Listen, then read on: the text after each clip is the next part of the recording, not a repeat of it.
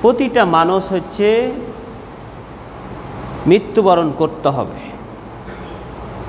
মৃত্যু যেমন সুনিশ্চিত, ঠিক কিয়ামতের মাঠে তাকে জবাব দিতে হবে, এটাও হচ্ছে সুনিশ্চিত, কোনো আর দ্বিধাদ্বন্দ্ব নেই। প্রতিটা বিষয়ের তাকে হিসাব দিতেই হবে। কিন্তু পৃথিবীর ক্ষেত্রে যেটা দেখা যায়, কাউকে যদি একটা দায়িত্ব দেওয়া হয়, অর্থমন্ত্রীর দায়িত্ব দেওয়া হোক, ক্যাশিয়ারের দায়িত্ব দেওয়া হোক, তার একটা হিসাব দিলে বা কোনো কিছু যদি ভুলভ্রান্তি হয় পরবর্তীতে আবার সংশোধন করে নেওয়া যায়। কিন্তু এমন একটা জায়গাতে আমাদেরকে যেতে হবে, সেই দিন আফসোস করে আর লাভ হবে না। পৃথিবীর ক্ষেত্রে একবার কেউ যদি ফেল করে, পরবর্তীতে আবার তাকে পরীক্ষা দেওয়া যায়। কিন্তু এমন একটা জায়গা, এমন একটা সুনিশ্চিত জায়গা, মৃত্যু যেমন সুনিশ্চিত, আপনার জবাবও হচ্ছে সুনিশ্চিত।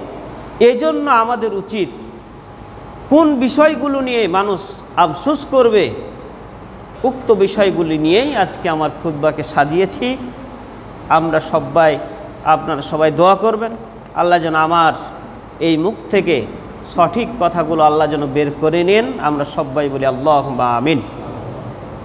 মহান আল্লাহ তাআলা সূরা আম্বিয়া প্রথম নম্বর আয়াতেই আল্লাহ তাআলা বলছেন যে ইকতারাবা লিন-নাস হিসাবুহুম ওয়া হুম ফি গফলাতিম মু'রিদুন। ইকতারাবা লিন-নাস, মানুষের জন্য একেবারে নিকটবর্তী হয়ে গেছে। কোনটা? হিসাবুহুম, তার হিসাব, ফি গফলাতিম ওয়া হুম ফি গফলাতিম মু'রিদুন, অথচ মানুষ উদাসীন, অথচ মানুষ ভুলে রয়েছে, উদাসীন রয়েছে, তাদের কোনো পূর্ব প্রস্তুতি নাই, কিচ্ছু নাই।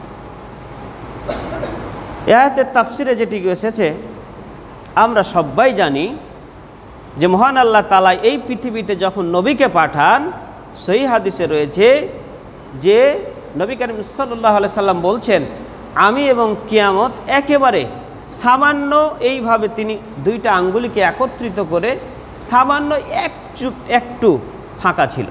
তিনি বলছেন যে আমি আর কিয়ামত হচ্ছে একেবারে নিকটবর্তী, এবং তিনি এও বলছেন যে আমার পরে আর কোনো নবী আসবে না। এটা আমরাও জানি, সবাই জানি এটা।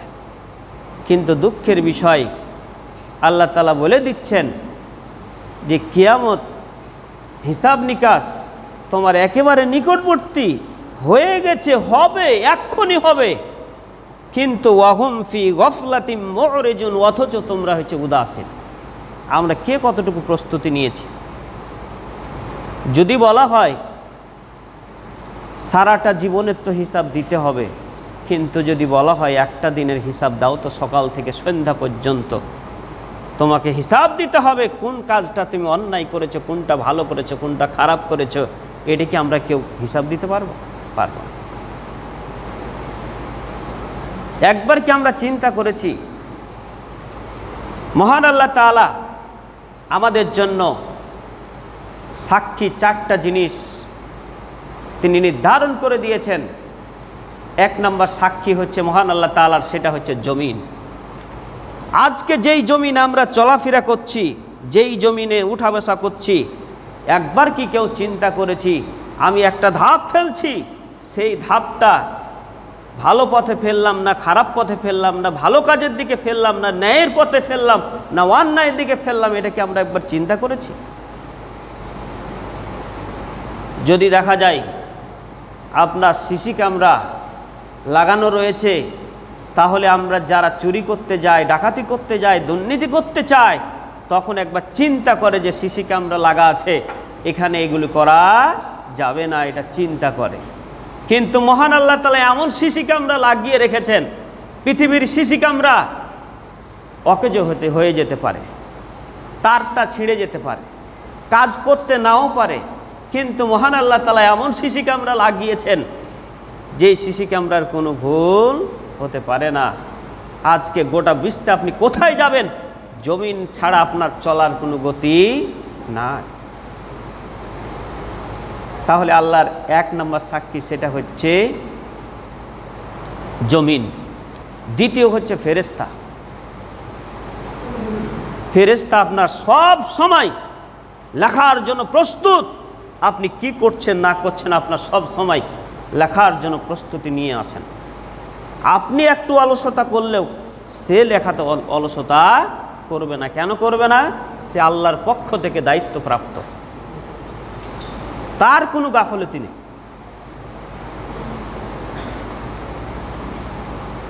আরেকটা হচ্ছে আপনার নিজের এই দেহ, অঙ্গ প্রত্যঙ্গ।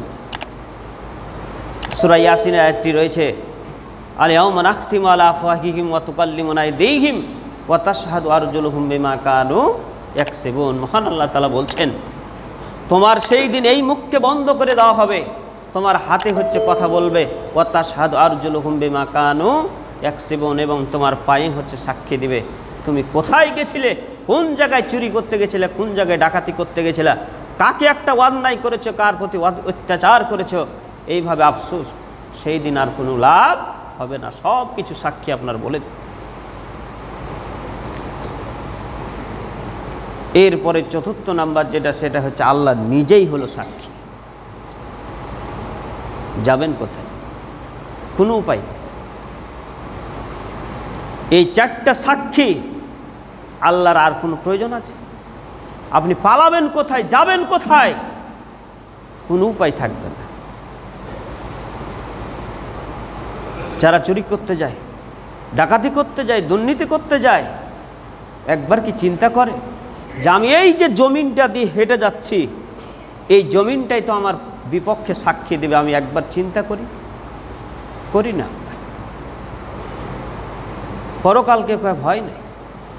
তাই আল্লাহ তাআলা বলছেন, ওয়াহুম ফি গফলাতিম মুরিজুন, মানুষ হচ্ছে উদাসীন, তার হিসাব একেবারে চলে এসছে নিকটে, অথচ মানুষ হচ্ছে উদাসীন।